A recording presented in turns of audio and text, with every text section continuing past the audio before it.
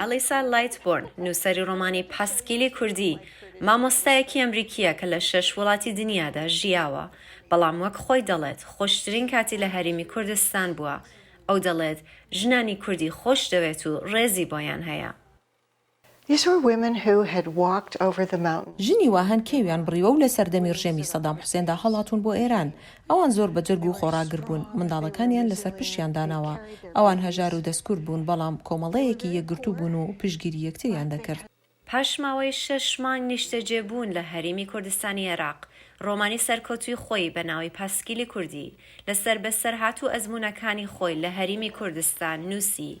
ئەو پەیامێکی هەبوو بۆ خوێنەرە ئەمریکیەکانی.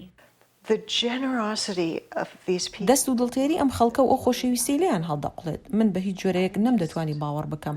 ئەوان بۆ هەمیشتە کاریگەریان لەسەر من داناوە.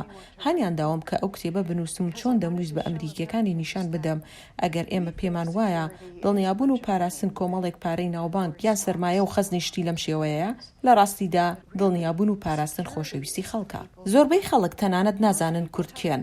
ئەو ژمارەکەمەی کە ئاگاداریشن خوێندەواری باڵایان هەیە و زۆر ئازادی خوازن. بۆیە ئەوان زۆر تووڕەن بەوەی کە ڕۆژئاوا و بەتایبەت ئەمریکیەکان بەردەوام خیانەتیان بە کورد کردووە. ئەلیسا لەو بڕوایەدایە کە ئازایەتی کوردان لە بەزاندن و شکاندنی داعشدا کوردی هێنایە ڕێزی پێشەوە.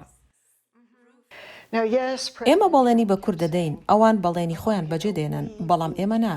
مەبەستم بۆ وێنە ئەگەر داعش ڕەچاو بکەین. سەرۆکی پێشوو ترامپ بەردەوام دەیگوت ئێمە داعشمان بەزاند، شتێکی بێمانایە. ئەگەر لە پەرەگرافی 2 بەولاوت خوێندبێتەوە بۆ دەردەکەوێتەوە هێزی پێشمەرگەیە و ژمارەیەکی زۆر لە ژنان بوون کە داعشیان بەزاند. ئەم پرۆفسۆرە خانە نەشینە و نووسەرە کوردی لە دڵەوە خۆش دەوێت و هیوادارە کە نووسراوەکانی ئەمریکیەکان وشیار بکاتەوە و ببنە خەمخۆر و دڵسۆزی پرسی کورد. ئاوا هۆما دەنگی ئەمریکا، کالیفۆرنیا.